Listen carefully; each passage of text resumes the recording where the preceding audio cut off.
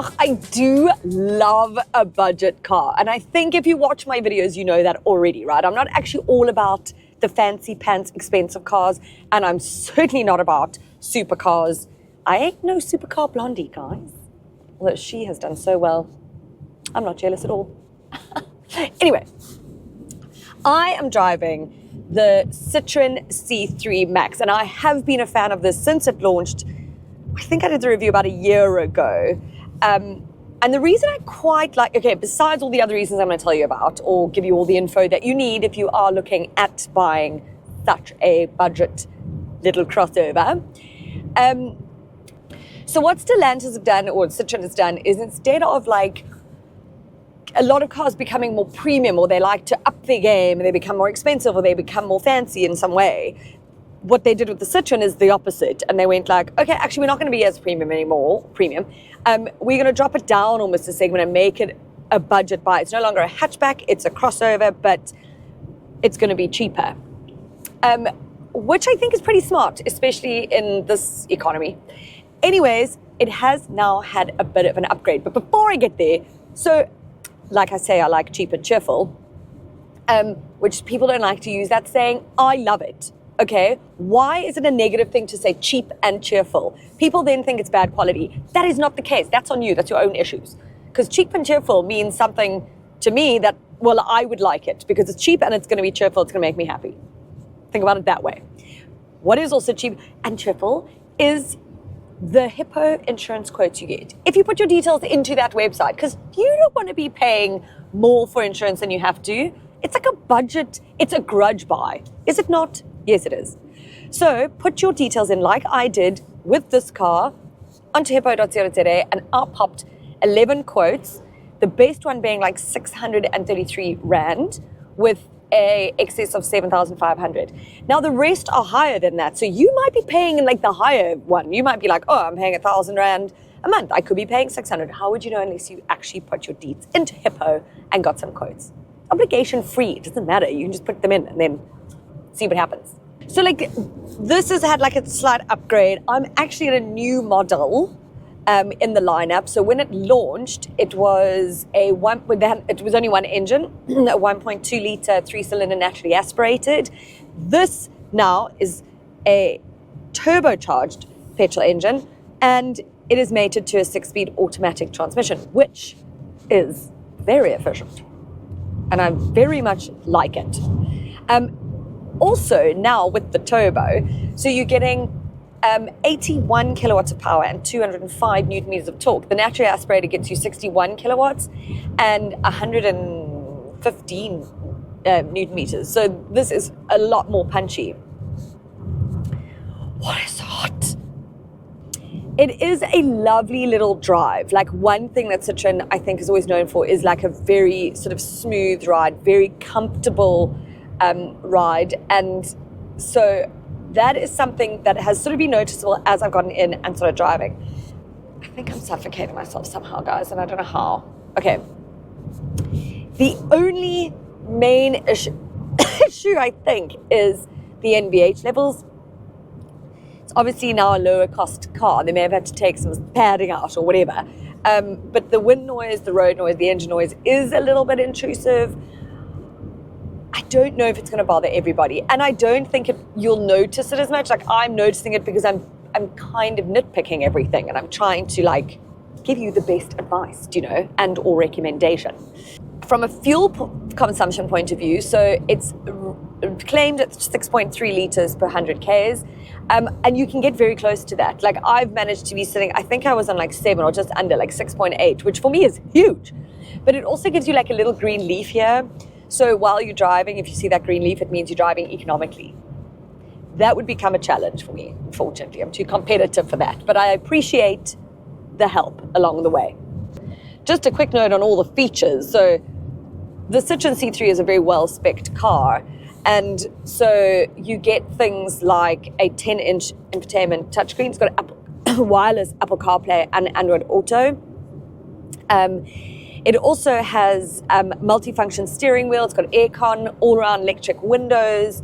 It's got electric folding side mirrors, folding side mirrors, and then electrics, which I loved because I think the other one that I was in, the model last year or whatever, I had to go and like manually change these. And I'm a bit of a diva now, you know. I don't want to have to manually change a mirror by myself. But these you don't have to.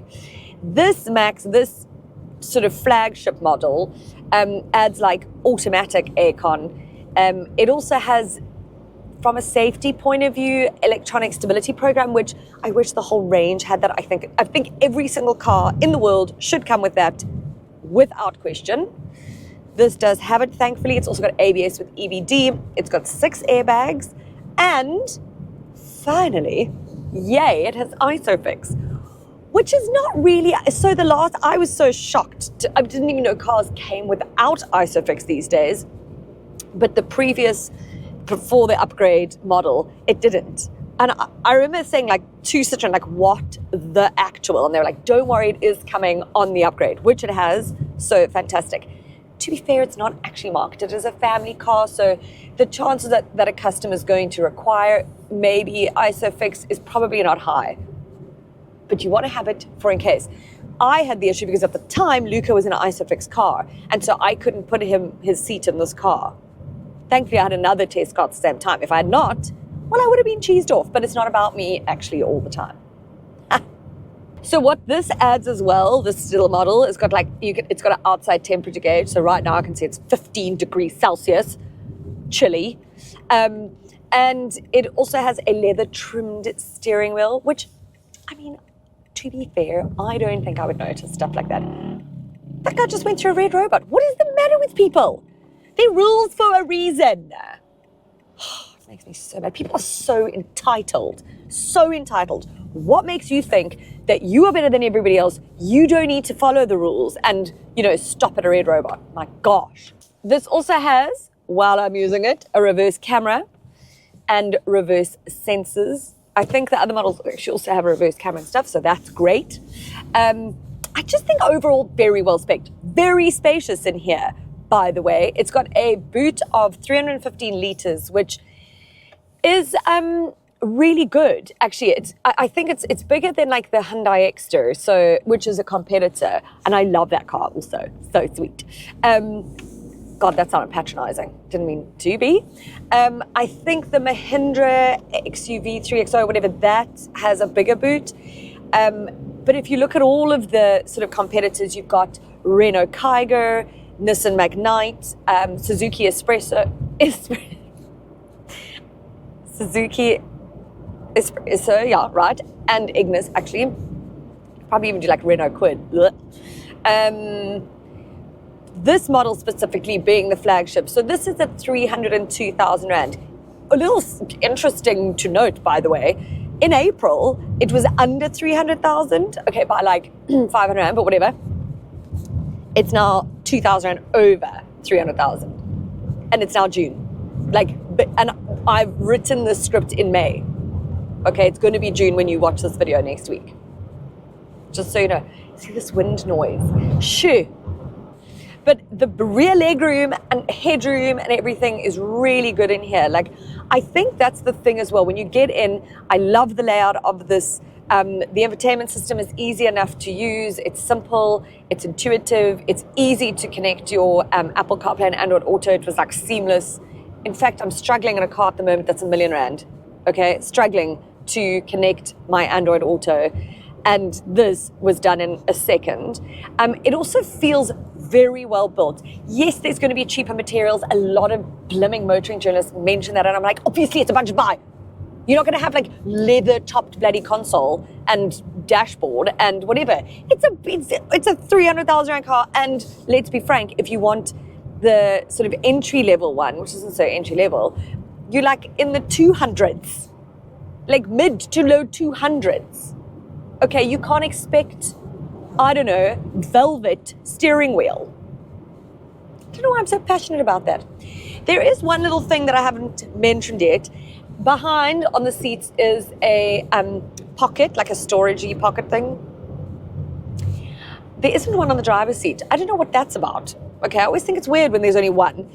But also, what do you use them for, people? I've never used it, okay? Because I think, can you only put paper in like an iPad maybe and a laptop, but I'm not sitting in the back. I don't know. Like for kids, like no, it's not really a fan. I don't know, what do you use them for? It's kind of like an aeroplane thing. Pretty useless when it's like, there's one, I think it's Sapphire, I can't remember, where it's like this thin. I'm like, what am I gonna do with that? What? It's just for this barf bag. Now, have you also noticed, this is very off topic and I realize I'm rambling, you can stop if you want, you don't have to keep watching, but maybe you'll be interested in this because I'd like your opinion on this. Do you recall, if you're my age, okay, back in the day, like getting air sick was quite a thing. That's why we all had like vom bags. I even got sick on a plane and used the packet. It was terrible. Nowadays, doesn't seem to be such a thing. What's that about? Have like people just like developed better flying stomachs, or maybe the planes aren't as like brrr. Nothing to do with cars, but thought I'd just pose that question. Also, it's like a test, because if you haven't watched this far, you won't know that I've asked this question. Sure, I'm being blinded by the light. 2 last points that you might want to know is it's got 180 millimeter ground clearance, which is fabulous if you're going to hit a bit of gravel. It's also fab if you want to like, park on a pavement, which is not really legal, but maybe some places it is. So if you want to ramp a curb, great. It also comes with a 2-year, 30,000 kilometer service plan and a 5-year, 100,000 kilometer warranty. My recommendation is put this near the top of your list. I think it is a fabulous car. I think it's an excellent product, and especially this turbo, it just really has got like a lot of oomph, and I think it just makes sort of good buying sense. It's a very tough segment because there's a lot of good cars actually in this segment for the price that you're paying. So I don't envy you making this decision, but if you're going to buy this for yourself, you're a first-time car buyer, if you are a parent buying this for a child, a student, whatever, I think you'll be very happy with it, and peace of mind. Home.